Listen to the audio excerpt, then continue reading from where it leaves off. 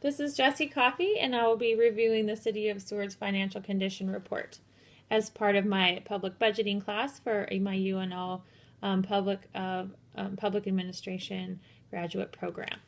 The current financial status for Seward, overall, based off of Ken Brown's 10-point ratio test, shows us that there is a positive level despite a shortfall in revenues. When upon initial inspection, the revenue shortfall might be concerning, but in using the ratios, which point out to us an acceptable level of debt and revenue as compared to other similar sized cities across the country, we're able to see that this is actually within an acceptable level and is similar to other cities our size. Overall, the ratios for the city of Seward are favorable.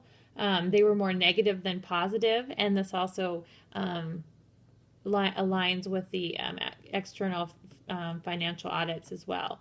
The strengths of the city of Seward, really the own source funds are which means the funds that Seward provides to themselves and really has control over, are quite high. We know that the external revenue sources, federal and state funding, is currently less than 2.5% of the total budget, and that's actually low.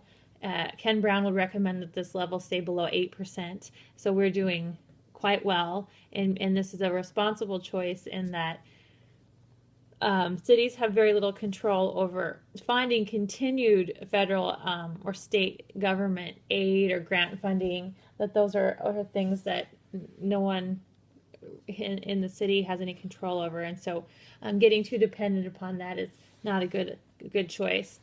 Also, the city remains consistent. The population in the city remains consistent, as does the business climate, and those are all, again, positive strengths.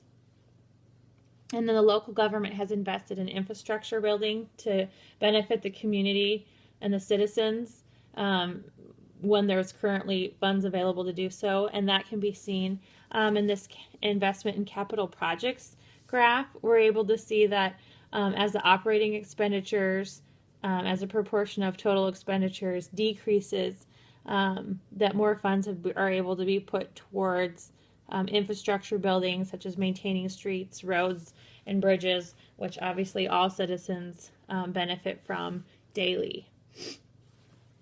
Liquidity, this ratio looked at general fund cash and investment levels as compared to general fund liabilities.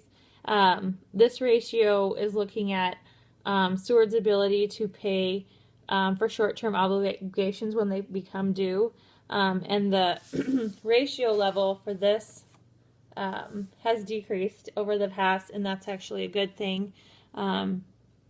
It is advisable to continue to watch this area just because it has been high in the past, and we want to continue to be sure that Seward has that ability to repay short-term obligations when they are required to be paid back.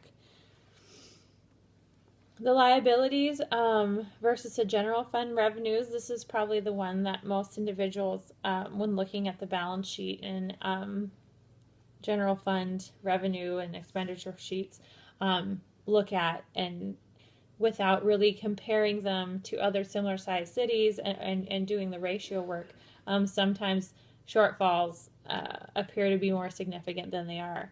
So we are currently in good standing as compared to the Brown ratio table.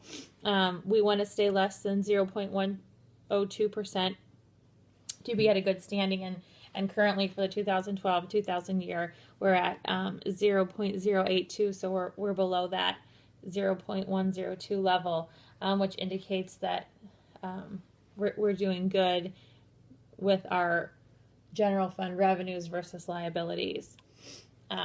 There were several fiscal challenges that were noted within the ratio analysis.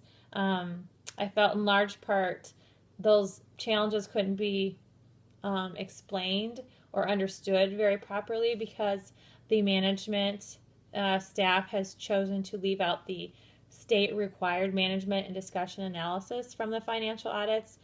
This information connects the financial statements to the way in which the funds were spent or the debt was obtained, and really gives a face to the story of the financial reports.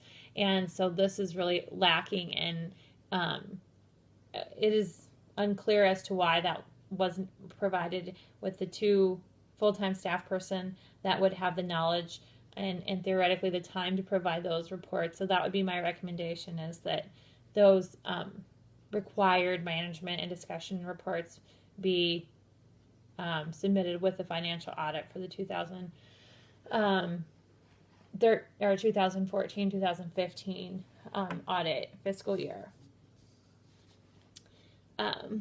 The majority of the negative ratios were concerning the debt of the city of Seward.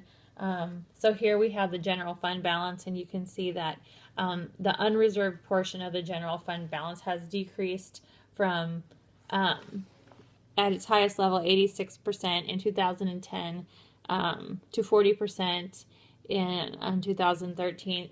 And even though this is actually still within the ratio levels of normal and acceptable, because there's been such a significant and consistent decrease, I think this is an area that we want to continue to look at, and we want to continue to monitor. I know we don't want this level to be too high, because too high of a level can affect a bond rating as well, because that leaves it too much discretion up to officials at the end of the year as how that money should be spent.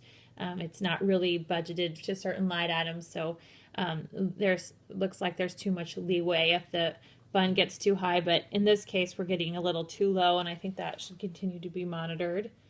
The long-term debt overall for the city of Seward is very high at $592 per capita, and Brown suggests that you really want to keep that debt level per capita at $329. So this puts Seward in actually the worst category for the long-term debt. The debt per capita has actually declined over the last 3 years. However, it still is well above where it should be, and so that is concerning. And so I think that's something for city officials to continue to work for on future budgets, to get this debt level down.